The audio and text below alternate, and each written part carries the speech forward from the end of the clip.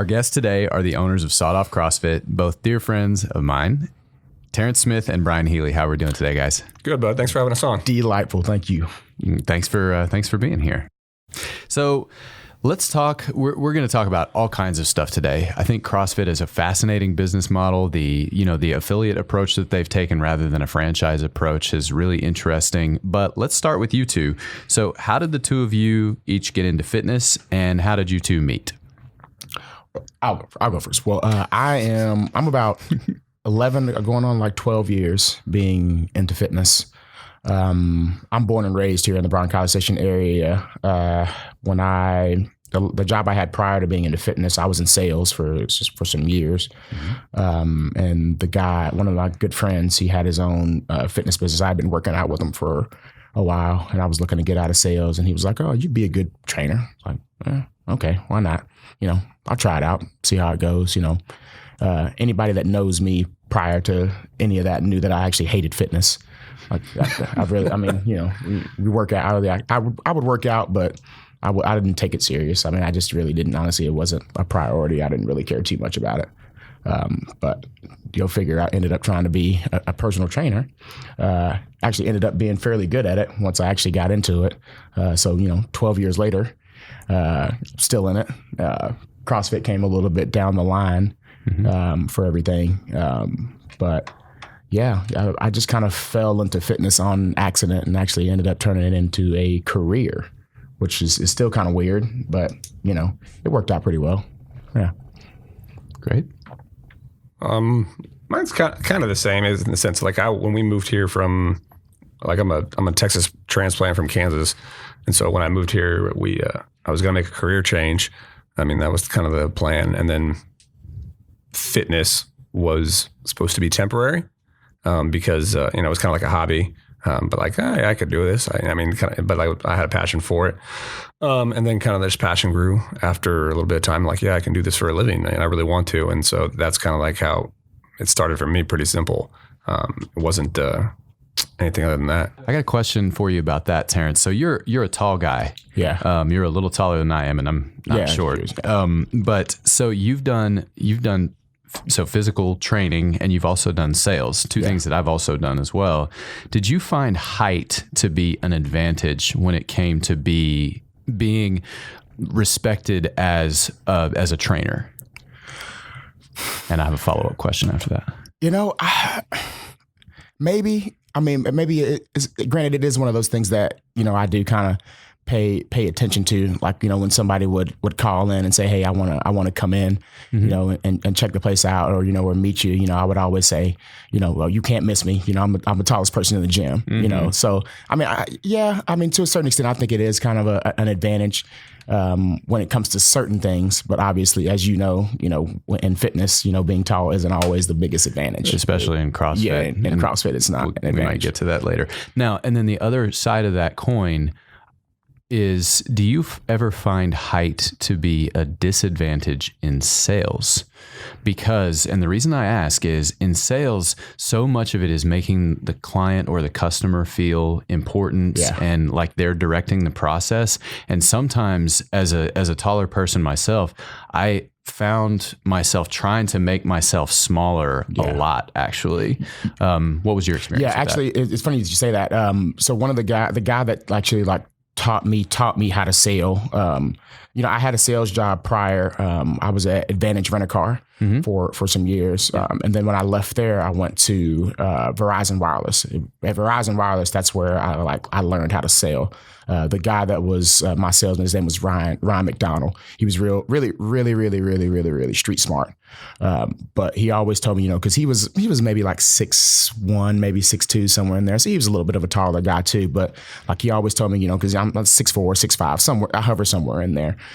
He told me, he's like, "Hey, just kind of, when you're standing at a counter, speaking to somebody on the opposite side, always kind of like, as long as you don't look lazy," he's like, "just kind of lean over a little bit and just kind of get on eye level with them, so you're not hovering over them. Because, when you're 6'4", 6'5", I mean, you're taller than most people that step foot in front of you, so. And sometimes a foot taller. Yeah, a foot taller, so, he's always like, just kind of lean down just a little bit, just kind of get on eye level with them so they don't feel like you're towering over them or hovering over them, So, yeah, that is, that was one of those things, when it comes to sales, that you learn, and that's one of the things that I always say I feel like I had a big advantage on from being in sales to going into training, because most people that end up being personal trainers don't have a sales background, and they're like, well, I don't want to sell. Like, well, you're probably not going to be a good personal trainer if you don't know how to sell, One of the things that got me around on being in sales when I first got into it, when I was early in my career in LA, was the idea that sales is really helping people buy. Yeah. I always had the image in my head of the pushy salesperson, but the idea that that people want to buy things and you are helping them to the right thing rather than the wrong thing. They're going to buy something anyway. Are they going to buy something that helps them or something that doesn't help them as much or maybe even hurts them? That was what helped me thinking of myself as a facilitator rather than a pusher. Yeah. Someone who's trying to shove somebody into a corner they don't want to go to. So where and when did you two discover the concept of functional fitness? Not necessarily CrossFit, but CrossFit defines itself as constantly varying functional movements at high intensity. When did you guys start moving toward that model, or into that model? I'm almost 10 years into it, but I mean, I'm kind of like you, being from here, from the movie, if you ever get into the CrossFit world, every second counts. Yeah. That's, Matt Mursky and Dutch Lowy. Right. They were both, Matt's family lived a little bit further away from where the house was, but Dutch Lowy lived right around the corner from where I was at. And I was a runner, so I used to always run by, and I worked out at Thomas Park a lot. So I would always kind of go by in the mornings when he was having his CrossFit classes in that little garage that he had in his backyard. And as a kid, I used to go over there and hang out with him all the time, him and his brothers Marshall. So I got into CrossFit and learned about it from Dutch, from those guys. And then from there, it was the interest was there in it, but it wasn't, major until I did actually start, training. And then another guy, who's a good friend of mine still, Tanner Fidel, his brother, Cody Fidel, had a gym in Tyler called Gym Fed. So when he came to the place that I was working out at, he had a really big interest in it. So us two together started really pushing CrossFit kind of at the gym and just really took it forward. So, I mean, 10 years later, granted he's still in it, but I mean, it works. I mean, it's weird the way, it kind of took off with everything, but man, it's been really good. I know for me on my side, it's been really good for me as far as having some sort of workout plan that actually would keep my interest rather than the, shoulders one day, legs one day, chest. Yeah. It gets redundant and monotonous doing that. But this is something that really keeps the interest. Granted, you get kind of stale with any workout plan, but this one keeps the interest a lot more. So I come from a law enforcement background before I even got into CrossFit or fitness and anything like that. So my introduction to it really was I'm sure people kind of figured this out about the law enforcement careers, is that it's a shift work kind of environment, which means that it's a crazy schedule. So trying to get some type of physical activity in, there could be a shift when you're spending 2-3 hours straight in your car before you even get out of it, depending on what's going on. And it doesn't really lend itself to healthy eating or anything like that. So, and the one thing about, you realize about law enforcement, especially when you're talking to some veterans, is they all have kind of the answer when you're coming up as a rookie. And so you're trying to figure out what's the best kind of fitness that will coincide with shift work. And so they all have a program that they're doing, and they're all going to tell you about it. And eventually you just realize you're tired and want to go home and go to sleep. And I still remember the conversation is with a guy named Mike Long, who basically had built like both you and Terrance, super tall and skinny. And he told me about CrossFit.com, the workout of the day. And that's where it started for me. Mm-hmm. And then it kind of, we had a guy that he was had a strength and conditioning background that came and started working for the department, and they brought him into our training division, and he kind of started this thing in the morning where he was doing CrossFit workouts at one of our defensive tactics buildings. And then I would do it in my garage. And I mean, that's kind of where it started for me. And it was quick as far as like, it was less than an hour every single day. And I could do it as soon as I got home or right before I went to work, and I felt good. That was kind of how it started. And then when I got here to A&M, it's like when I first kind of joined an affiliate and stopped like working out in my garage. And then you realize that, okay, I wasn't exactly doing it right. Like I didn't incorporate the nutrition part of it. And then all of a sudden it was just like a light switch turned on, and working out around other people on a consistent basis, like made you a true believer. Before it was just kind of like a time constraint. Like I was able to get it in because it was within the time frame I had after I got off shift or before shift, which allowed me to get the workout in, and I felt good enough. But then when I got into an affiliate, and they kind of taught me what I was really kind of supposed to, like what everything was supposed to be about, it like made you a true believer. I didn't know you were a main site guy, Brian. Yeah, that's how I started off. I don't know whether I respect you more or less now. But yeah, because he started. I remember like he emailed me some of so we have these computers in the cars, and he kind of sent me one of the workouts over one of the messages systems in the cars. Sure. And he was telling me, it was like I knew power cleans and things like that, but like one of the movements was it was thrusters was in the workout. Yeah, that he sent me, and I had no idea what it was, so he had to kind of explain it to me. And then he showed me like the main site WOD and how it has demo videos and everything in there. So that's kind of like how I, quote unquote, taught myself. Not the smartest move I would ever suggest to anybody, but it kind of got me there. Right. One of my favorite things about CrossFit specifically is how cerebral it is. A bit like Texas A&M from the outside looking in, it's hard to understand. From the inside looking out, it's hard to explain, but that won't stop any CrossFitter you meet from talking your ear off about it. No. Jokes aside, though, I love the fact that CrossFit has made it cool for muscleheads to be smart and to really think about the science of movement. What are the most interesting ways that the thinking aspects of fitness have manifested for you? You think about, because I've worked out every way that you can possibly, work out, from, just straight up Olympic lifting to German volume training, to just, your regular old, leg day, chest day, that kind of stuff. And, from playing sports, being, soccer where you're running every day, not really putting weights in your hands, to football, to basketball, to track, in all of those ways. But none of them are really, granted those are sports, but none of them are really based around fitness being your sport. So, when you get a workout, that's based around, what you're doing for the day, on the field, or, whether it's in track, granted, you have to think about it, as far as what you're going to do, but, it stays fairly, they stay fairly about the same, so if it's track that you're doing, and you're a distance runner, you're going to pick up, and you're going to be running your distances, whether it's, your 800, or your 1600 meters, or, something of that nature. But when it comes to CrossFit, it varies, from being, a workout that's 2 minutes one day and can still knock you on your back, to a workout that's 25 minutes that still knocks you on your butt, so it's a wide range, of time, modalities and, movements. It could be 2 movements, like, 19.5, recently, thrusters and chest to bar pull-ups, or it could be wall balls and sit-ups, but, it still kind of has the same effect on you. So it's one of those things where you have to think about how you're going to approach it. They're not saying that you don't have to think about, the other aspects of, workouts when it comes to, other sports. Like, it's not, you don't have to think about it. You do, but it requires a little bit more thinking about how you're going to approach a CrossFit workout.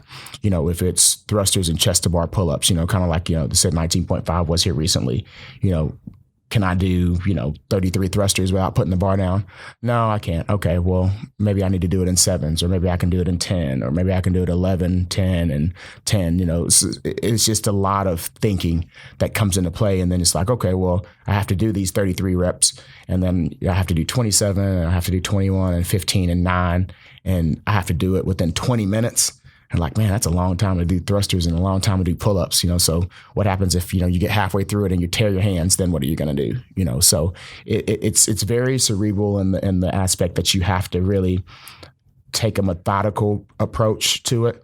But at the same time, you have to be ready for the wheels to come off of the buggy. It might turn into Oregon Trail, halfway through it, where somebody catches typhoid fever, and everybody dies. It's kind of that feeling with CrossFit. But it's you have to know how you're going to approach it. But that also comes with time being in CrossFit. If it's your first 2 months or 3 months, like you have no idea what you're doing. You're still in that kind of adolescent phase. But, after about a year, you start to get that, because CrossFit's based around that data, you learn about yourself, right. And you have to do it on a regular basis and get that data and continue to get that data. And that's where, when you are in CrossFit for, the long period of time that we've been in it, we have that data on ourselves where we know how we'll react to a 20-minute workout, or what pace we need to come out at, and what pace we can hold, or when we need to get uncomfortable, and how long we can stay in that discomfort zone, before everything does start to kind of cave in on you, so it takes time, but the cerebral aspect of it, that's one thing with CrossFit that is never going to leave. CrossFit is like, you have to think about your approach and what you plan on doing for your workouts. Brian, anything to add to that? I think that the one thing people talk about a lot is, especially with CrossFit, and we joke about how, I think my favorite joke about CrossFit is if you meet a CrossFitter that's a vegan and a CrossFitter, which one do they talk about first? And so when you talk about, but at the same time, like when you get that CrossFitter that's talking about it a lot, is that you have the person that's just now for the first time hearing about it, they're meeting a CrossFitter that's been doing it for a while, which means that they have that data on themselves. So it makes it almost seem undoable or impossible, but they still get that, they get that courage to come walking in. And so as a trainer, like the thinking aspect, I think comes into it is like where you now have to prove to this person that just came in here that CrossFit is legit for everybody, that the workout written up on the board is not written in stone. And it's my job as a trainer to think through, like, it could be injuries, training age versus actual age, are they conditioned or deconditioned, and now I have to give them a stimulus that's just like the one in the workout for that individual person.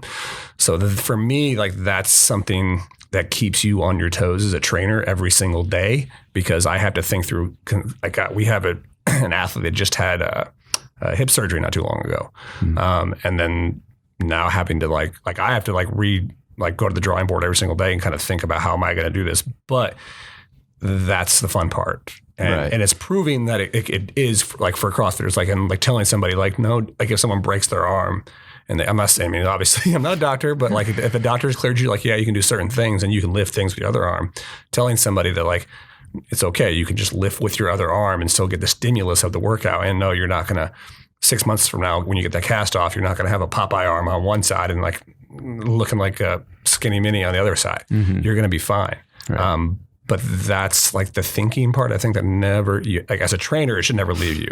If you're looking at, if someone comes up to you and tells you they can't do A, B, and C, and A, B, and C are written up on the board, and you just okay, well, have fun and go home for the day, you're in the wrong business. Yeah. You need to think of something, you need to get creative and think about the stimulus. And what I mean by stimulus is what kind of workout is this supposed to be? Is it long, short?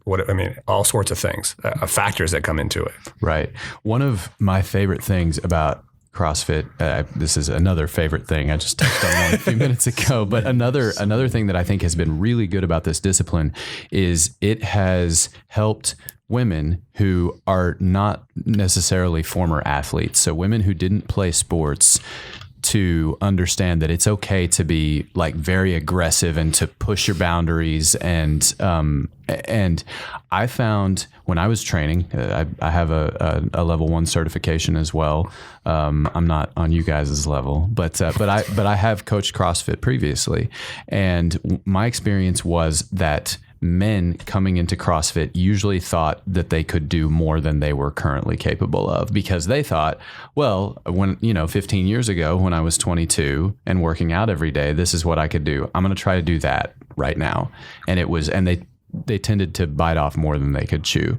And women coming in tended to sell themselves a little short. I don't want to make sweeping gender generalizations, but I do think that CrossFit has been particularly transformational for women. Have you guys had that same experience? Absolutely. Like I'm not afraid to say it, but I can't put my finger on what it actually is. But I would agree with that. That was an awesome generalization you made in the sense of saying that guys kind of think about what they did at 18, because I did that. My first CrossFit workout in an affiliate, I'll tell that story later, but it's... No, you should tell that story. You always remember your first one. Tell that story. Okay, well, I'll tell it then. So like my first CrossFit workout in an actual affiliate, like not working out with my buddies, like either a bunch of cops or by myself, it was Isabel. And which is 30 snatches for time in an affiliate. And like I had done that workout before at a certain weight. And I'm like, okay, I kind of had an idea what weight I thought I could lift and what I thought was a good time. And then there was this stout female athlete right in front of me, 18, 19 years old, and she has the same weight on the bar as I do. And that didn't, like, I was like, I don't think that's fine. But she ended up smoking me in that workout. Like she finished it like under 2 minutes. And like, I think I was still going like past minute 5. It shows you how bad that was. It is what it is. Yeah, exactly. But she just knew the stimulus of the workout and knew what she was able to do. Me, I had not been coached in that aspect before. And to answer your question, what you're talking about is like guys coming in there have like a preconceived notion of what they think they should be able to do sometimes. Mm-hmm. And I would say like sometimes women have the tendency to be more present in the moment, like that they're in, mm-hmm. as opposed to guys living in the past sometimes that walk in. And this is just CrossFit I'm speaking off of, right. Which makes them, I would say like the word we use a lot is coachable. Coachable. So they're very coachable. Interesting. Which is, I would say, people, I don't know, but people ask sometimes like how many, like what's the ratio to guys and gals in our gym? And our conservative guess most of the time is 75 to 80% female of our gym population. Easily. And I don't know what that is. I don't know if it's just because women are maybe drawn to CrossFit more in I don't know what it is, but like one thing I would say definitely about coaching females is that they are, I guess, more apt to are more perceptive or receptive to what we're saying to them, like from day one. Some guys, it takes a little bit longer. Okay. Yeah. So let's jump into the business aspects of CrossFit. Describe a little bit the journey of bringing Sawed Off to life. What made you guys start this new venture? So, and it's funny. It's actually like the 4-year anniversary of it. Yeah. So the gym that we were at, obviously, like myself and Brian, we met there, and another gentleman, Brian Shoppy. We all were at the same gym, kind of working together there, and we all had the same love for CrossFit. And at this time, I think I was probably maybe 8 years into like training and coaching and teaching CrossFit and everything. So, and it might have been longer than that, but but when it gets to that time, like you're either comfortable where you're at or you want your own gym, and for myself, like I did want my own gym. It wasn't something that I thought I wanted, but working for the guy that I was working with for so long, like it was at that point, it was at a breaking point where like I either had to go somewhere else and do something different or, change my career choice, just in general. Mm-hmm. And it was it St. Patty's Day? It might have been Patty's Day, but this is 4 years. It was the first round of March Madness. Yeah, the first round of March Madness. But we were out drinking. Me, Ryan, and another good friend of mine, Colton Connor. We were out drinking at the Fox and the Hound. And rip. Yeah, I know. Yeah, we were out drinking at the Fox and the Hound, and we're hanging and just talking, the guy stuff. And this guy, looks at me and he's like, "Hey, why haven't you started your own gym? Or would you want to start your own gym?" And, thinking that he's messing around, I'm like, I don't know. I thought about it, just hadn't done it, and granted, when you're trying to start your own gym monetarily, it's not, you gotta be there monetarily, it's definitely a lot more things that come to it, but sure. It was like, well, okay. I thought about it. So we talked about it for the rest of that night, we kind of talked about it. And by the time we were done, granted there was drinks flowing around. We were like, dude, we're opening up our own gym. Like, we're going to do this. So we leave. After 17 comments from Healy questioning your manhood, among other things. Yeah, it was probably something along the line. It might have been more than that. You could definitely double digits as far as questioning my manhood. They can't see eye rolls on a podcast. Yeah. But I went home. They left, and when I got home, I was a little not, I won't say drunk, but like I was definitely feeling it. So I got home. And my lady and I was like, I was definitely feeling it. Yeah, I was like, hey, I was like, I think we're gonna open up our own gym. And she's like, wait, what? Hello, good to see you too. You're gonna do what? Like, yeah, we want to open up our own gym. She's like, when did this happen? I was like, oh, when we were just out. Oh, okay. So while you were drinking? Yeah. I mean, I thought it was a normal conversation to have, why not? It's guys, but it started from that conversation, and then it just, that got the wheels rolling, with everything. And I think it came, it happened at the right time. I think I've been like blessed and like lucky that, everything that's like landed in front of me as far as like timing wise for like transitions between career choices or between jobs has always really like worked out well for me. When I was like at my breaking point of wanting to go to a different place, or, having to make a choice between staying kind of, in my comfort zone or getting outside of my comfort zone, I've always like got this little nudge that's pushed me outside of my comfort zone and into something, that was scary, but ended up being the better choice for myself, and I was lucky enough, to run into this guy and have that conversation at the Fox and the Hound over some beers, and it's turned into almost 3 years. Yeah, I mean, to piggyback off of, that whole story, really. Kind of when Terrance had been doing this for a while before I got into it, I was still kind of new into it, and even at that conversation, I was kind of new into it.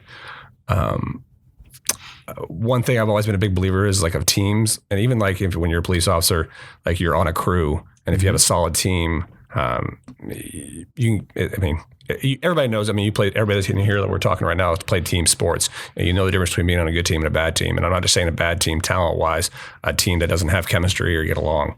Well, within the first week of working with this guy and Brian Shoppy, you had that chemistry, and you just kind of realized it was kind of something special, and so I kind of was teetering around with it in my head about, like, I was at that point, I'm 38 now. So how old was I then? 35. Is that right? Still old. Yeah, still old. No, I was 34. Thank you. So that would have put you, at 30? Yeah. So like at my point, like what my mindset where I was going for, and when I was changing careers, I wanted to gain, I needed to gain experience, but at the same time, I was also thinking like at a certain point in time, I was going to have to make a name for myself, because I didn't want to, I needed to grow, because at that point I realized I wanted to make this career. Yeah. But I also at that point in time was really lucky to have these guys with me, because I thought I had this is an opportunity to have a good team if they're even remotely interested in the same thing. Yep.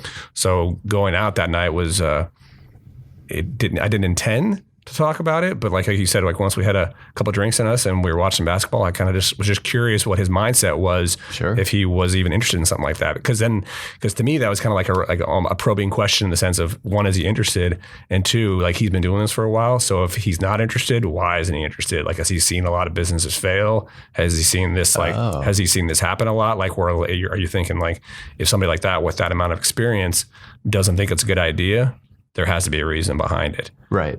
So I want to segue into CrossFit gyms in the late 2000s, early 2010s were almost always successful, but that's less true now. Yeah. The market is starting to get a little more saturated. What was your business model? Starting Sawed Off CrossFit, can you say anything about how you wanted to differentiate yourselves in the marketplace, given that functional fitness is a much more challenging market than it was 10 years ago? I would say like we knew from the get that we couldn't have the mentality. I think the reason you're talking about that it's so saturated is people consistently think if you build it, they will come. And if you think, and we didn't think that going into it, we knew we were going to have to create a community where people could obtain high levels of fitness, but really make it a community. And the community is it's a word that encompasses a lot of terms, but for us, it was like someplace people are comfortable coming every day to get uncomfortable. And that means that like they're vulnerable around people. So if you're going to be vulnerable around someone, like not being able to do something because you haven't learned that skill yet, you need to trust the people you're going to see every single day. So we needed to create that type of environment. And that's really where I think like CrossFit is like different in the sense of a true business plan. Like if I went to a bank and told them how I was going to make profits off of a CrossFit business and told them my business plan, like, listen, well, it's because we're going to build relationships with people. They're going to trust us.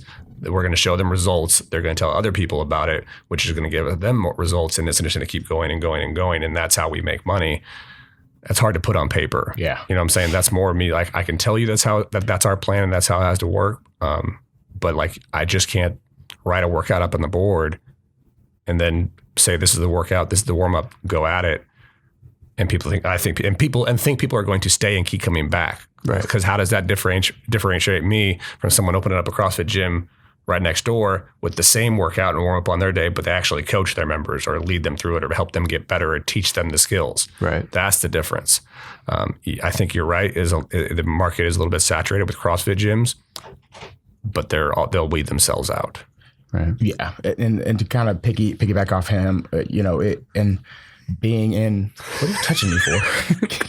No, but being in fitness, like in this town, I think one of the big reasons why I wanted to kind of open up my own gym at some point in time, or why it was even a thought, was, being in it for so long. Like when I first started off training, I really, like, you don't make a lot of money when you start off training in fitness. So, you have to build a clientele because, like I said, it's trust. So, when some of the people, and this is a good way to kind of put it, like a lot of the people that, like when I first started training, they'll tell me straight up to my face, like, I didn't like you when I first met you. Like, I didn't like you when I first met you. How long? Can we all get in on that? That was high school. Are we just talking about that now? No, I'm making stuff up now. I still don't like you. You and I met at football practice. Yeah, we met at football practice high school. Yeah, that's how far we go back. Yeah, no, but they'll tell you, like, I didn't like you, but after a little while, you get that trust from them, because they do realize that you know what they're doing. Even if you don't really know what you're doing, if you care about them, and you show them that you care about, even the little minuscule things, like, knowing, especially in business, knowing people's names. Like every person that comes into my gym, I can tell you their first and their last name. When I started teaching boot camp, when there was 100 people at Central Park around the court with a mat and dumbbells, I could tell you their first and their last names. Now, with me, if you know me, I don't really call people by their names. Like, I give everybody nicknames because that's just how I operate. Right. But I could go around that square and I could tell every person. I knew every person's first and their last name, and that little stuff means things to people. Like it's the little things. Even like when I go to the grocery store, like Kelly always kind of messes with me a little bit about it. But like I don't just when I talk to people that are at the grocery store, the checkers, like I always look at their name tag and I call them by their names. When I go to a restaurant, when the girl or the guy that comes up to you, the waiter or your waitress, they come up to you and they tell you and they talk to you, I always ask them what their name is, and the rest of the night, like I always say their name. Like those little things within the business those little things like that matter to people, knowing their names. Because a good example, Kathleen Cook that used to work out at our gym. She moved to Austin. She was with us for a little while. She moved to Austin and she was working out at this gym for like 3 or 4 months. She said she went to a party. Oh yeah. Yeah. She went to a party and, her and her husband, they were hanging out and the owner looked her like dead face and didn't know her name when he had seen her pretty much every day for like 3 or 4 months, looked her just straight up dead face, like, and didn't know what her name was. Mm-hmm. And she's like, I don't understand how he just didn't know my name. Like he's seen me for, 3 or 4 months every day and he didn't know my name, so those little things like that, that kind of stuff helped me build a clientele, knowing people's names, caring about their families, caring about, what they're doing outside of the gym, because the gym is just an hour. Birthdays on the board too. Yeah. Birthdays. Yeah. Birthdays, regardless of whether you send them a text or, you send something on Facebook or Instagram or whatever it is, I have this thing still too, to where like since day one, since I've been doing this, like every person that I've trained or like has come in contact with me, whether it's in a class or whatever, I still have their numbers. Like, so, I may not send them a message every day, but like if I think about them, just out of the blue, I'll send them a message. Hey, how are you doing? Just to talk to them, just to see how they're doing. It may not be a 20-minute conversation, but, a couple of texts back and forth just to see how they've been, or, they might have kids now, that kind of stuff. And I think that is what I wanted to take into the business model with us, was creating a family environment where people can come to, and it be their place of peace, their zen, their place to get away from the outside world, and come into a place where they're working out for an hour and going through the same torturous workouts, that I go through, that Brian goes through, that you go through, and kind of keeping that model that we want everybody to regardless of what walk of life you're from, come into a gym and be just a family, as dysfunctional as a family as we are, because I mean we are dysfunctional, but it's in the most loving way possible. I think that's helped us continue to grow and kept people coming back. And as now, I mean, we just continue to grow, and grow our business, off of that model of just having a cool, just family environment where people can come hang out and work out at. Right. How has that strategy changed over time? Have there been any really important adaptations that you guys have undertaken since you opened your doors? What do you think is the most important way in which you've adjusted or tweaked your way of doing business? Kind of going back to the team concept, I would say it's easy to, in this business, to bring on coaches, I think sometimes, because all you have to do is get an L1. But there's those intangibles to coaching that not everybody has or haven't learned yet. So the one thing I would say we definitely have adapted would be when we bring on coaches, I think we need to see some way, shape, or form they're going to be kind of in that same mindset that we are about the kind of community and environment we want to create. At least have that type of attitude. I can help you kind of hone in your coaching skills and help you little nuances between there. But I would say, so like the team we're building, I think that would be like the one thing that I would say we are trying to concentrate more and more on a lot, is just to make sure everybody else has the same idea and attitude that we do. Yeah, mentality wise. Yeah, because you get coaches that, some of them will be upfront with you about where, this is just, a job.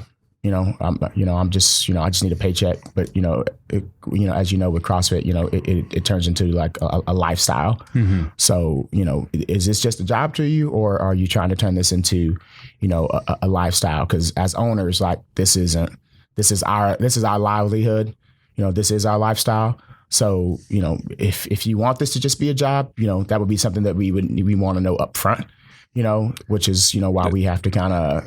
And there's nothing wrong with it just being like a job, like that's maybe like you're doing part-time, but I need you to be in it when you're in there. What I'm saying? Like I need you to, it's not just going through the motions. I need you to give this your best effort, just like with any job you could give. That's why I don't like, to me, if you're, tell me interested and you came in through the doors and say, yeah, I'm interested in being a coach. I'm doing this. I just want to do it part-time until maybe I get using where we're at right now, my MBA or something like that, or even my undergrad in business, because then I plan on doing this afterwards. It got nothing to do with fitness whatsoever. And if I see like that, okay, well, this is what I need from you every single day. I need your best effort. I need you to show me that you genuinely care about the people that are coming in here and helping them get better.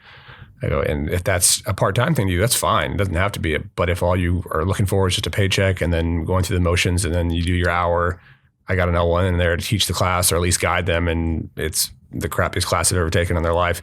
I failed as a business owner at that point in time, or as an owner. So you don't have to have the desire to want to open up an affiliate. Not all my coaches, I think that I even have there now, probably want to open up an affiliate in the future.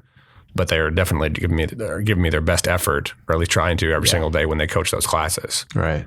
I want to shout out Kim Joyner, who like you talked about being in it, and all. I think all of the coaches at Sawed Off, I think you guys have built a great environment there for the athlete, but Kim, I think in particular, just sells out on the encouragement every single time, whether she's coaching or just kind of hanging out watching. Like just, you can always, like, her voice is very distinctive. You can always hear her, cheering people on and exhorting them to get that next rep, because at some level every second does count. Every second does count. Yeah.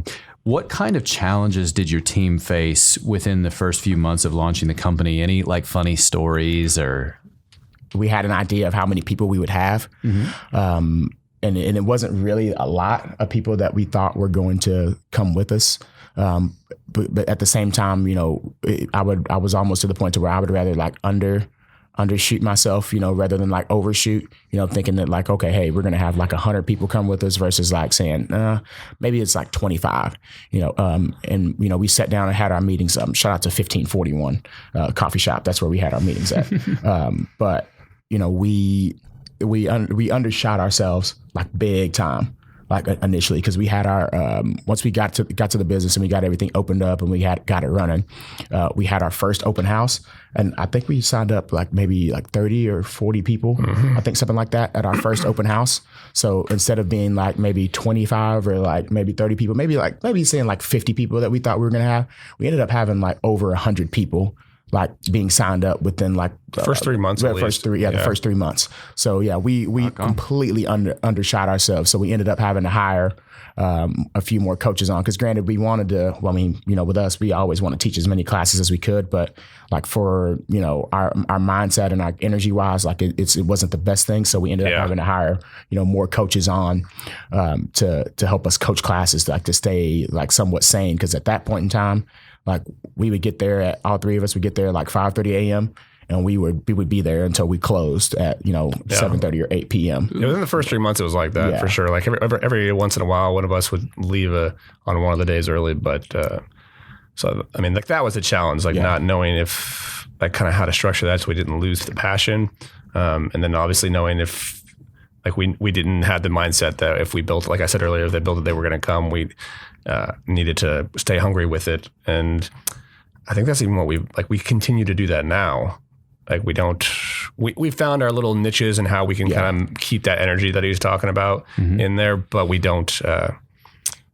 still don't, we're not satisfied yet, if that makes sense. Sure. Yeah. It makes total sense. And we, and it was three of us at the time, but I have my own little, like my things that I'm good at. Like I'm good with like people, I'm good with sales. Like, he was really good with the money. Yeah. Shoppy is really good with, Are you sure you're good with people, T? I'd like to think I am, but I think most people like me. I'm pretty likable, but carried away. Yeah. But 10 minutes ago, you just said how people don't like you. Yeah, I did say that. I did say that. No, but we're joking, but that's I would say for sure when we're talking about like the one thing that has made us successful, and I'm not afraid to say this, is that we've definitely recognized what our strengths and weaknesses are as business owners. Sure, and we use that to our advantage. Yeah. Like if you want people to get charged tax, don't ask me. Because, we charge tax because apparently I don't charge somebody tax one time and then it ends up being a little bit of an issue. So don't ask Terrance if you want taxes charged. Let's discuss the target market for the gym, because a lot of people who listen to our show are business owners, and they think about things in terms of market, in terms of supply chain, in terms of finance. So the Sawed Off CrossFit website reads, "The goals of our members are diverse. Whether your goal is to one day compete in a local CrossFit competition, get moving again after being sedentary for too long, or you want to find your peak athleticism so you can dominate the weekends in your hobbies of choice, our box is for you." Close quote. Sawed Off offers general class programming, competition programming, kids programming, plus private lessons. But how do you think about marketing to these different demographics? I mean, it always starts with like the general, like the everyday person that's going to come walking into your gym. no one that comes walking, like I say, someone that's like just interested in general fitness and getting healthier is is the first person that you want coming into your gym. Okay. If you can't have like the person that wants to go to the CrossFit Games, it's the first person that walks into your gym, because that's going to set a tone for, just not a healthy environment, I don't think. But what is awesome about CrossFit is like it continually allows you to evolve your goals as you move through it, like year after year after year. So maybe when you walk in there the first day, it's like to lose 50 pounds, but then a year later, it's to do your first CrossFit competition. And then like maybe 2 years later, they've had this happen with games athletes before. It is to try to like, make it to like to one of those qualifying events or something like that. So it continues. That's why I think that statement you read is like inclusive to a lot of different demographics. Because we continually evolve, and I think people look at that statement on our website, they can see that they can their goals don't have to be set in stone, if that makes sense. Yeah, we have we didn't try for it, but indirectly, I know you kind of know, like we ended up having kind of that young professional, that business owner, that A&M employee. And I think a lot of that was because of the clientele that we had prior to actually leaving was already based around that. Like granted, we had, some kids that were there, just because, this is Texas A&M. Like you're not going to have a business that doesn't, involve, kids. But we had that young professional business owner, A&M, employee. We had that already. Okay. And we went over to opening up the gym like that. We got more of that, and it's kind of turned into that where, we have kind of, like you said, the everyday people that, they just want to come in, after they get off of work, or whether it's 5:30 a.m. or after they get off of work, and they just want to get in and work out, hang out, talk to some friends that are there at the gym, and then they just want to go home, But at the same time, we do have those people that still have that competitive edge, that want to be in competitions, or that want to work to be into, competitions, and take their CrossFit somewhere, or turn it into a sport, and, especially in the CrossFit world, like if you're trying to open up a gym, that's going to be all games athletes, or, back then regionals athletes, like it wasn't going to work. It wasn't going to work. We didn't start off that way. We didn't what the statement you just read. That's not the first statement that was on our website. If you go back to day one, we didn't offer competitive or kids programs when we first opened our doors. We didn't try. It was very simple at first. The GPP, the general physical preparedness for the the everyday person. That's what we offered, and then our programs that we offered evolved with what our members' goals wanted to be, and this is kind of how it went from there. And that's and we continue to do that. Granted, like we don't get crazy or go over the top with it, but we do definitely listen to what our members are wanting. And when a majority of them had the goal of competing, we started doing competitive programming. And then, or the majority, when a good population size did. And then there was the need for CrossFit Kids. That was just all of a sudden, like we kind of beta tested it in the summer, it went great. And now we're doing it 5 days a week. So has this new venture changed or challenged work-life family dynamics in any way? You guys mentioned that you were doing 15-hour days at first. Gyms are known for kind of a funky early morning, lunchtime, evening schedule. What are the challenges that it's posed for you guys, and how have you learned to adjust?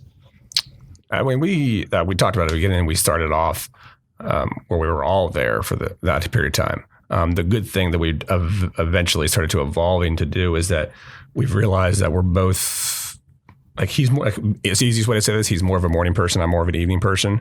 So like we know what times we can kind of break away from the gym to kind of decompress. And then, so like that might be in the morning for me, but he'll be there. And then I come in the evening and I'm there for a good majority of the time. And that's when I get, and he's decompressing during that period of time. Right. So I think the biggest lesson we've learned is that you don't have to be there from sun up to sundown to accomplish what we're trying to accomplish. Yeah. We have each other, so we need to use each other. Mm-hmm. Yeah. And that comes with, having, good coaches. Yeah. Also that, you trust to be there, when you're not there, and if somebody new comes in, for them to be an extension of you to a new person, and kind of following through on everything. And and when we initially, and it was crazy, like when we first initially opened up our the first gym, it was like a handful of us that were putting together the gym by ourselves. We had to put the rig. We had to put the rig together by ourselves, which is the big pull-up rig. We had to put pretty much all everything that we had to put it together, on our own. And my lady, she always told me, we made it through, that first like initial like getting that gym open. She's like, we'll be fine. The rest of the first time we're together, we'll be fine. Nothing's gonna happen. We'll be fine. If we can make it through that, we can make it through anything, and that shift from, initially starting where it was just us opening up the place. And then when we moved into the new location that we were in, having, 50 to maybe like 75 people, maybe more than that, like helping us move and picking up and moving all of the stuff that we had at that gym within like a 2.5, maybe 3 hour period, and getting it over to a new place, and then having everybody stick around and help get everything organized and put everything back together. And we did that for 4 days straight. We did all that, like moving everything. I mean, that was a pleasant surprise, and, like I said, it was still a challenge, but we have, like I said, the coaches and the community that we've built has like helped things as far as like transition, has made things a lot easier, so, we've been able to just do more. I mean, with I won't say less, but we've just been able to do more with the people that we've had. Yeah, I think we both had, as far as like support systems going into this, there were strong support systems. My wife is awesome, but I would never have opened this place if she was not comfortable or on board with it. 100%. And we talked about it, and we still talk about it to date. Like when we're getting ready to do things with the gym, she asked like, "What's this going to look like at home?" And what she means by that is like, how much time away from home is this going to take? And that kind of sometimes I haven't thought about that aspect yet. And so we talk through it, and if it's going to be an inordinate amount of time that can be avoided. A piece of advice that I heard a long time ago is like, when people ask you like to do things like for your business or like to bring on something new for your business, when they ask you about it or when you're asked about it, if the answer isn't hell yeah, let's do that. If it's not a hell yeah, you probably shouldn't do it. Yeah. And so that's kind of like the mentality I've taken with if I'm kind of like, when someone talks about something, then it's just it's not a good idea. It's okay to say no sometimes. Yeah, and I don't know. I know Don has a different. I mean, obviously Don has a different schedule, than you do. And my lady Kelly, she has a different schedule, than I do. So, typically when I get up in the mornings, I have to go in at 5:30 a.m. She's still asleep. Now, granted, she works out at the gym too. So like I see her, sometimes in the mornings too. But granted, if she's still in bed, it's a kiss on the forehead at like 5 a.m. Mm-hmm. And then I don't see her until I get home at like 8 p.m. And I eat. And we talk for a little bit, and then by that time it's shower, and it's 10, almost 10:30. All right, it's time for bed. So I get maybe a couple of hours. Maybe four or 5 times a week with her. So and then the weekends, are better. But it took a while to kind of figure it out. And, you definitely have to find a groove with it. I mean, to see what works, and like sometimes that even takes your significant other, your wife or girlfriend, whatever in this case, but talking you through it. I mean, it's something you're bouncing it off of. Like there was a get together this weekend that I was invited to, and kind of like this has been like a 5 weeks of the CrossFit Open. I know you're probably going to talk about that later, but it's kind of a stressful and time consuming time when we're doing it, and they are very. My family's very understanding of that. But I was invited to something this Saturday, and it was just kind of like. People wanted me to come, but I hadn't got to see my family, just a lot of, family, good quality time. And so again, it wasn't a hell yeah to go to this thing. It was more of a hell yeah to stay home and chill out with them. And that's what I did. I invited him to my birthday get together. Oh, don't make it sound like it was like, oh, your birthday. I wouldn't have gone to your birthday. I invited him and he told me no. He would rather hang with his family. Okay. Exactly. I thought I was family too, but it's okay. I could have been going to the dentist to get my teeth pulled, and I would have told you. Choosing your kids and your wife over me. So let's go the other direction for a second. We've had some laughs here, and we've talked about some insights. So what are your personal best moments from the Sawed Off community? We've talked over and over again about how important the community is. What are the moments that have really touched you from the community? Whew. Yeah, I know mine without a shadow of a doubt was when we moved into the new place. You were gonna steal mine. I knew it. But dude, I mean, I think we both have to kind of pick that one, dude. Like, so yeah, that was like our gym. I think it was within like maybe a 3 or 5 day period.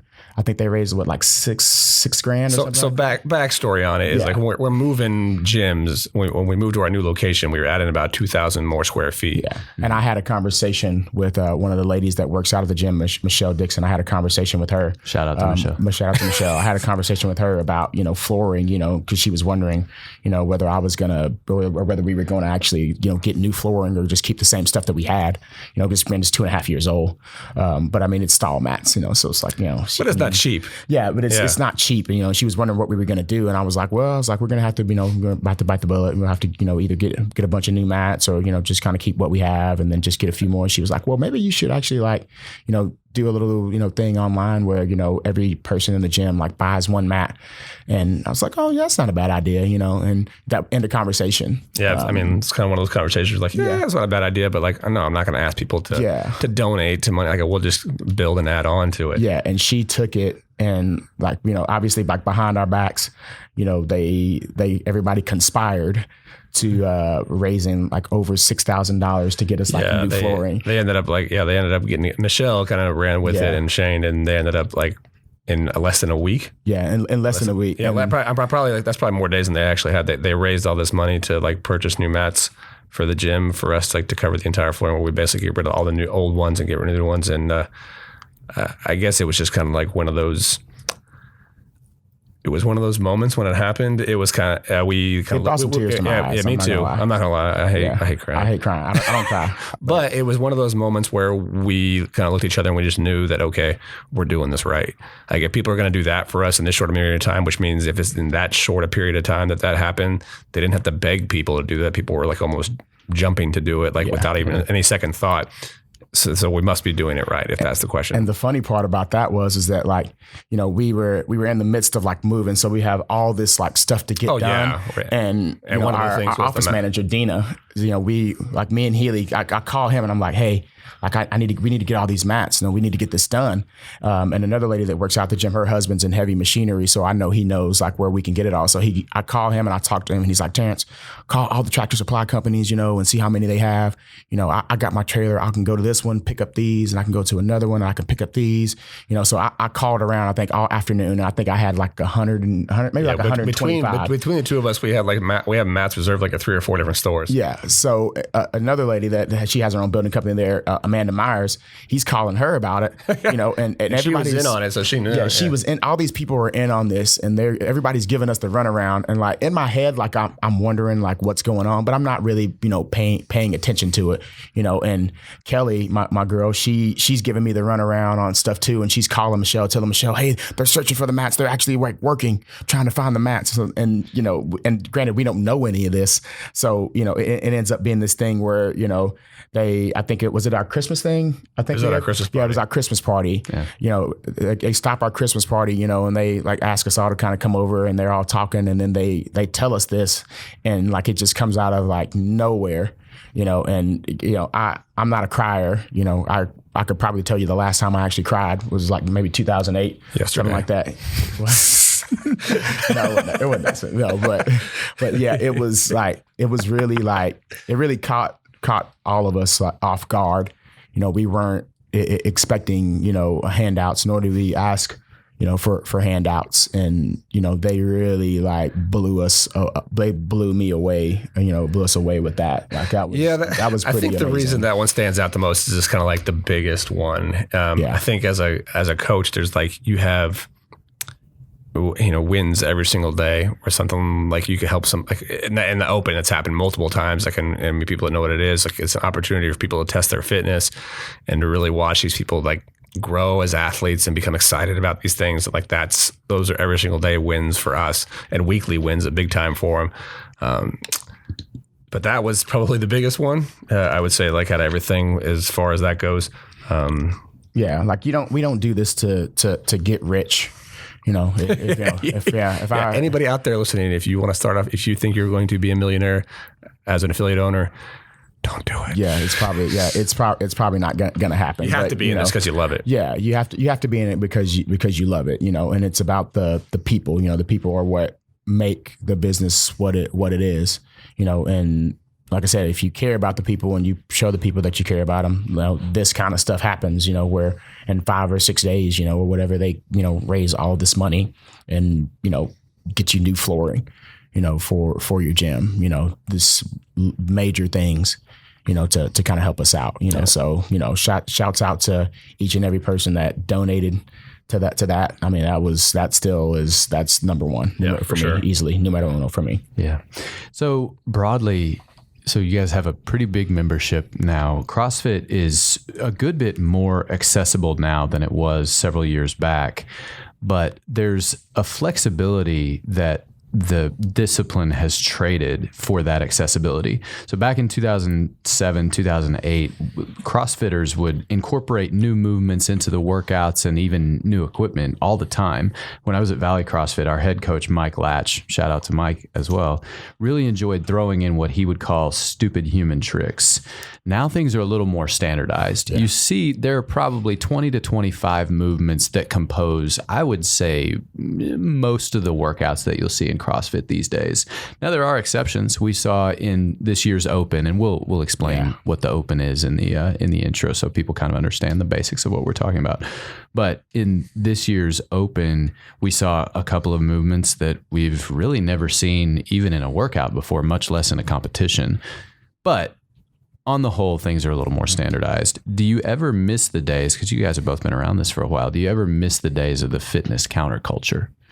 I guess no, just because, it was cool. I mean, obviously when something first comes out and all these things are kind of getting incorporated to it, you're kind of like, wow, man, it's opening like a new present every single morning. It's like Christmas every single morning. But as you go through, like you realize, like you talk about like in the Open, like when he introduced 2 new movements today, you're kind of like, shoot. Like it kind of makes you wake up as a kind of coaches and a programmer. Like I gotta keep getting creative with these things, and and you know what I'm saying. So that's not on CrossFit to do it. Sometimes it's on you as a coach and a programmer. Interesting. And that's one of the things that's kind of interesting too.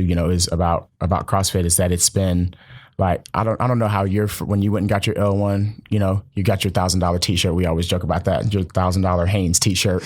When you get your L1 certification, still got that 100% cotton, bro. Yeah, I still have mine, but CrossFit has been very progressive in the way that it's come about, and that it's continue to evolve, because CrossFit came out around about the same time Zumba came out.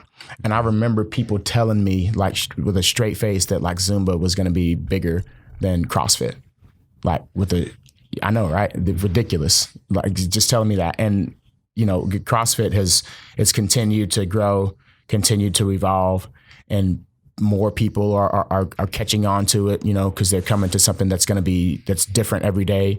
And it's not the same, routine that, you're going through, granted, like I said, all of that stuff works, but, aesthetics, if you're looking for it, or if you're looking for, functional movements, like, CrossFit is the way to go. But, on the main site, CrossFit's main site, like they've always kind of changed up the way that they've done things. And, earlier this year, they started programming in strict movements, so, if you were paying attention to the website, the CrossFit main site, then you foresaw that maybe they were going to put strict movements into the Open.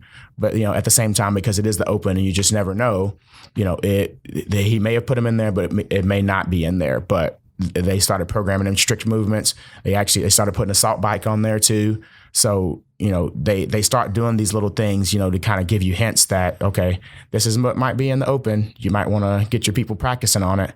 And it ended up being strict handstand push-ups in there, just like dead straight out, and it just blew everybody's mind. Yeah. And I don't think it ever really is becoming, I think sometimes we think maybe it's easy to see how it's becoming. You think it's becoming standardized, but if you really kind of think back to like when it first started and you went to like different affiliates, how there were no bikes. Yeah. There were no, there's a few rowers, a D-ball, didn't have D-balls, and none of this stuff.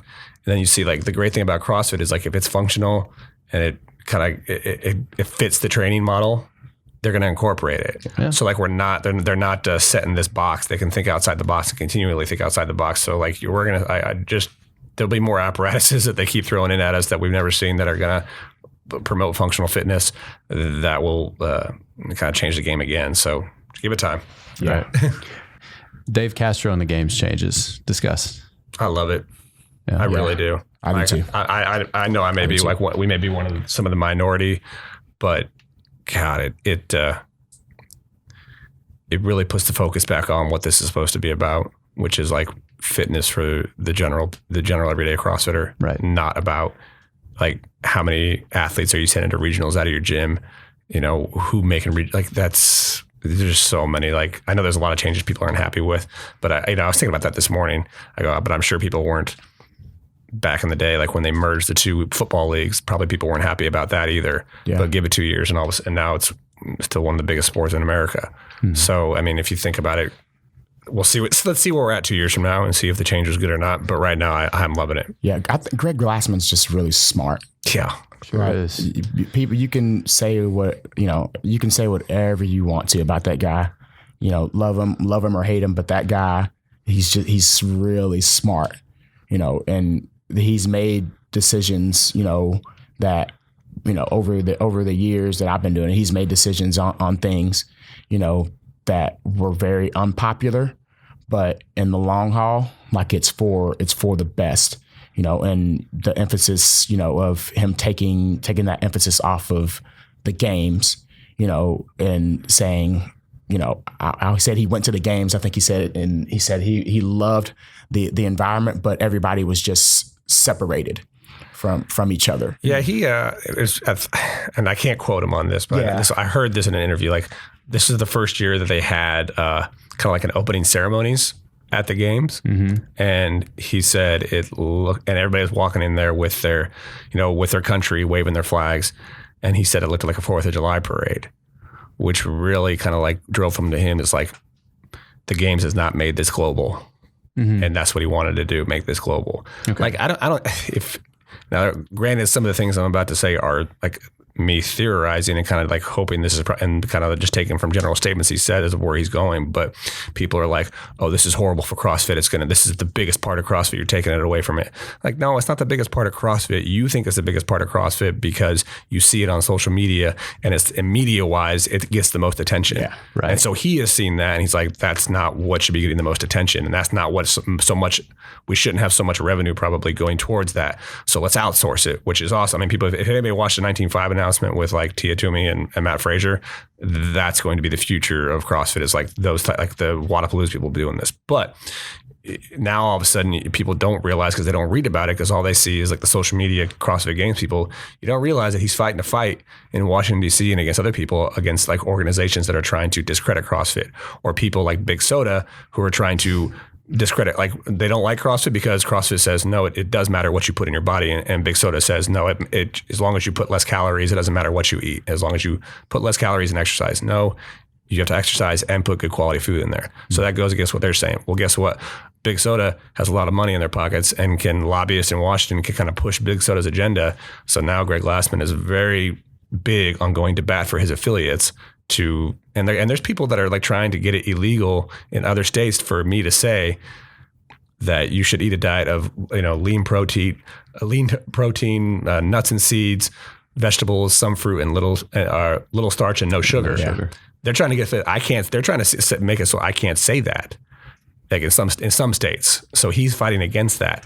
And so by putting the focus towards the health, which is what he wanted to do in the beginning of it anyway, and taking it off the emphasis of the games is not, and people saying you're, moving away from the biggest part of CrossFit. No, you just think it's the biggest part of CrossFit. It's not the biggest part of, like 99% of the population doing CrossFit are not CrossFit Games competitors.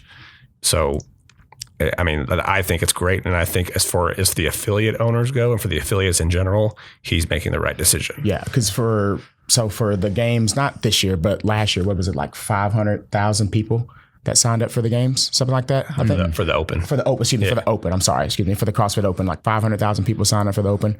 0.00001% made it to the games. Mm-hmm. So, the rest of that 500,000 people, that were in the Open are just good old normal, just, get up in the morning and go to work, So that percentage of people far more outweighs that 0.0001%. So why wouldn't you want to put the focus of CrossFit onto that percentage of people versus putting it on, granted, I'm not saying that the games people don't matter, they do, but why wouldn't you want to put it onto the majority of the people, that are in the CrossFit versus putting it on that small percentage of people? Mm-hmm. Yeah, but the games was even, it was almost kind of like, I would say the games, like the grassroots of it was like a challenge, like our fitness, this is elite fitness that we're creating here. So if it is elite fitness, we have to test for elite fitness. Yeah. And so that was what it became, is a test for elite fitness, and it grew and grew and grew, which was an awesome thing.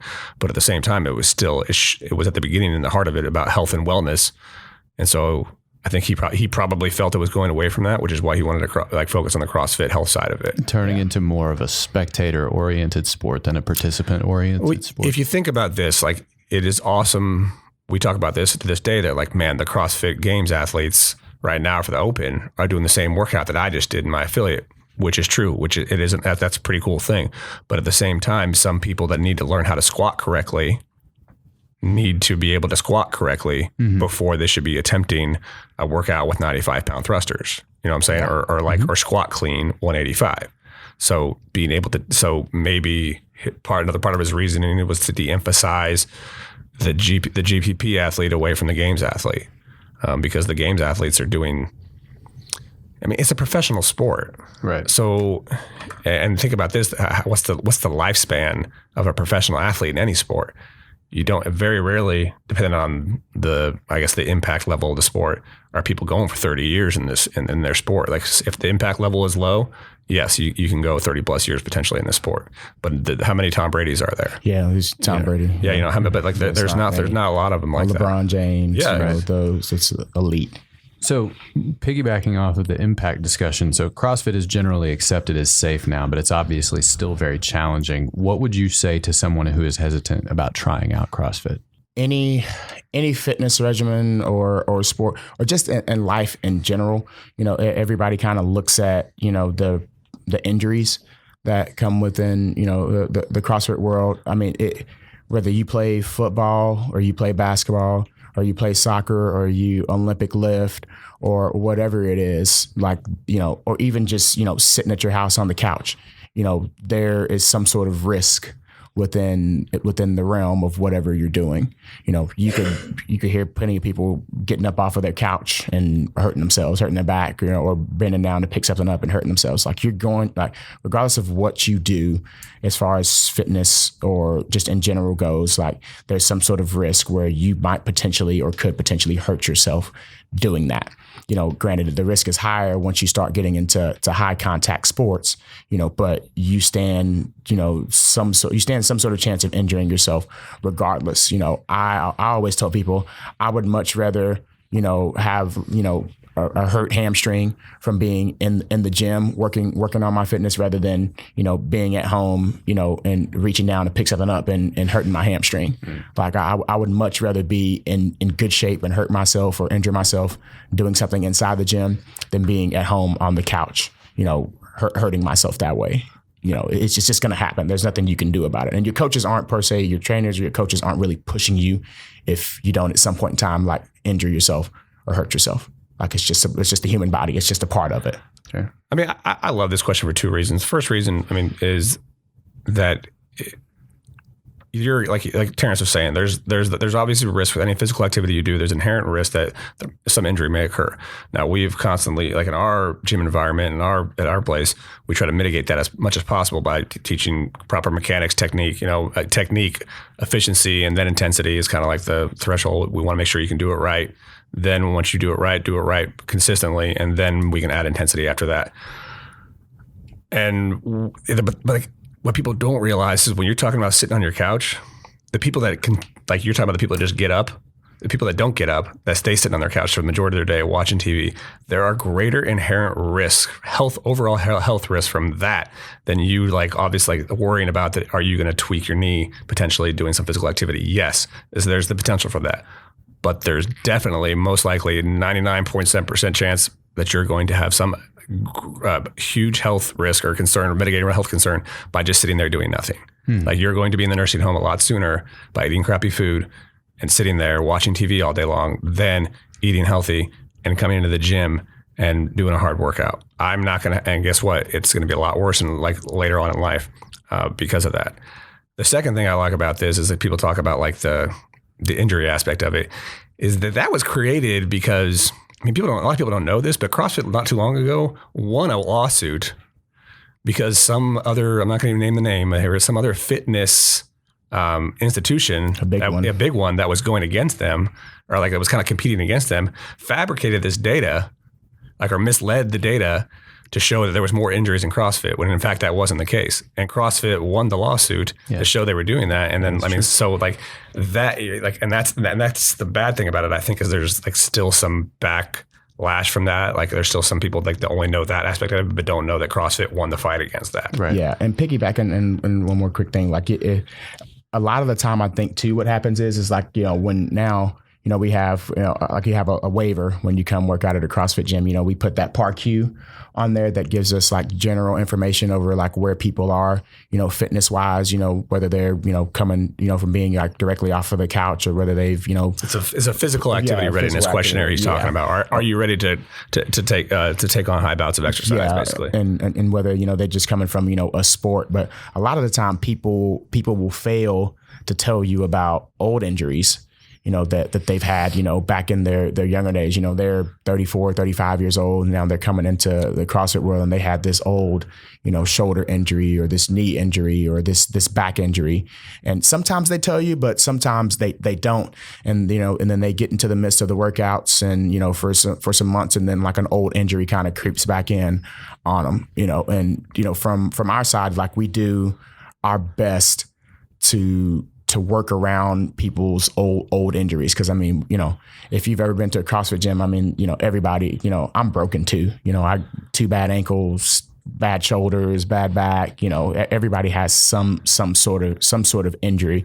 But the big thing is knowing, as long as they tell us what's going on and we make it known, like, hey, if something's wrong, like you need to tell us before it gets to that point to where like you have to pull yourself or remove yourself out completely, because we, like I said, CrossFit is scalable across the board, so, if they have, like you said earlier, if they have A, B, C up on the board and they have injuries that, are going to require the movements of A, B, and C, then what do you do? But like I said, that's our job to work around that stuff. But as long as they are open and communicate to us about injuries that they have, it's not really that tough to kind of work around. It makes us think, which is like what we like to do. Yeah. Like we love working and we love to like think, because that's a part of the job. And people feel like burdens sometimes when they have an injury. They feel like it's a burden to tell you like, hey, I have this injury. Like, well, I don't want to be a burden. I didn't want to tell you, because I didn't want you to have to like give me something different to do. But like that's what we're here for. But that's the beauty of and I'll talk about this, like a good CrossFit affiliate versus one that we can go ahead and say a bad CrossFit affiliate. Like I would say that Terrance and I and most of our coaches are good students and teachers of movement. So you will see something in someone's movement, like when you're watching through, like running the class through the warm up. If you're not going through the motions, if you're actually watching how your students are moving, and that can be like an athlete that you've had coming there for months, and all of a sudden you're like, hey, what's going on with? Why are you favoring that side? Why are you wincing all of a sudden? But also like just signing someone new, you can see those different things. But I've been to gyms like where they didn't ask you, here's the waiver, they didn't ask you anything, and you're just going. They say, here's the warm up, go through it. And I'm like, man, this dude has no idea if I can even lift this weight or do this movement whatsoever. If you don't know if someone can squat before you actually tell them the mechanics of a squat and how to squat, how are you supposed to know if they're even going to go? So that's, I don't know. We consistently have to be, I think, students of movement and how people move, and then also teachers of it as well, to kind of make sure that we mitigate, like we're talking about those injuries, that are potential injuries, right? Or work within the time, or work within the parameters of old injuries. Yeah. All right. Plug the gym, and any media, social media. Where can people find you? Where can people follow you? Plug the gym. I always love this one. Yeah. So you can find us on Instagram, Facebook. I don't believe we have a Twitter, but then again, I'm not responsible. Probably not. I'm not responsible for the social media. So yeah, so you can follow on Instagram, Sawed Off CrossFit. We also have a Sawed Off CrossFit kids page that you can follow on there. You can go to our Facebook, which is just Sawed Off CrossFit, as well, or our website, sawedoffcrossfit.com. All of the information as far as our gym goes, pricing, our coaches, options for kids, whatever you want to look for, it's on there. Our phone number, contact numbers on there also. We're located at 4000 Harvey Road in College Station, Texas. Yeah. It's kind of hard to miss our gym if you drive down Harvey Road. And we just moved not too long. We're only 3 months. We're in our third month into it. So it's a brand new facility built from the top down. Yeah. If you go to 11905 State Highway 30, if you go there and it's pitch black, you're in the wrong place. We did update everything we think on there, but we got it. I'm pretty sure we got it all taken care of. We've still had some people that have gone to the old location and like they'll call and say, "Hey, are y'all having class today? It's kind of pitch black in here." Like, yeah, you might want to turn around and come back. You're at the old location. You're at the old location. It's like a few minutes down the road. Right. So, I mean, but as far as plugging the gym, and the best thing I can always tell people is I can tell you until we're blue in the face that we're the best gym in the town because I believe we are. But come in and I'll prove it to you. We give you a week free to prove it. Yeah, and I even encourage people because I know we're not the only gym that does that. I encourage people once you've tried us out, go try other gyms out. Yeah, and then you'll most likely come back. I mean, if you think we're the best, but like I said, that's the beautiful thing about CrossFit. Every community is different. So, but. Yeah, we're not good at plugging ourselves. Sorry, buddy. All good. You gave the audience what they needed. We close each session with some good bull. This is an opportunity to recognize someone else for something good or great they have done. Do you two have anyone you would like to send some good bull? To my wife, she was awesome doing this whole thing. Again, this is her third year doing it. Yeah. I have 2 girls that can be somewhat. Cantankerous. Cantankerous is a good word for it, and they have big personalities. But man, I don't know how she does it. There's times when I gotta get them ready for school, and I can barely get them in the right shirts. But thanks again to her. She did it without complaining, without complaining, whining, or anything like that. She was just supportive the entire time. But I'm sure she's glad it's over. Yeah, I definitely would give a shout out to my lady Kelly too. There's someone. We kind of contact. We're not kind of. We talk back and forth about. How tired we are with that time where we wake up some mornings where we're just mad at everybody. Just for we're joking around, but we're just grumpy people in the morning. For no apparent reason. We're just mad at everybody. But no, she puts up with a lot from me. I'm not the easiest person to deal with. I'm emotional. I'm up and down, and she puts up with me, and I don't know how she does it or why she does it. She doesn't throw me out of the room and put me on the couch or anything, or put me in any of the other rooms. But for sure, give some love to Kelly, and then our team of coaches, Manny, Brian, Kim, Callie, John, you guys, Dina, Dina, also, Dina for sure, our office manager. They made it. I don't think we could have survived these 5 weeks without them. No. I mean, like the fun, the easy part, like the easy and fun part is the Friday Night Lights aspect of it, like when everybody's actually competing. But the hard part is kind of like building up to it sometimes. Yeah. But they make our jobs a lot easier. So they do a really, we're very impressed with them. We try to help them out as much as we can, but they do a good job. Yeah. And our sponsors for all of the food and everything. Our community. Like it's never hard for us to do that. Yeah. They go out of their way to, prepare food for us, or pay for food for us, for the open, and just make our lives easy. Josh and Corey Mueller, Michelle and Shane Dixon. Another big shout out to Michelle Dixon too, because she just like that lady. That girl would sit there and do that. She would do the open and then start cleaning and like the gym with the emptying trash, like without even thinking. Like I remember I used to tell her, stop doing what you're doing. Like we got it. She doesn't care. I stopped doing that now because she won't stop. Who else? The Crawfish Hole, 40 Deuce. Those guys, Brant and Jared. Jared McLeod owns Sleep Station. Mm-hmm. Brant owns his Aya Healthcare, I believe. And then JLM Buildings, Amanda Myers and Jerry Myers, them two for always being willing to help us out over the open time. Yeah. I'd like to send some good bull to Royston Clark over at the law offices of Rob Holt. Thanks for listening to the show, Royston.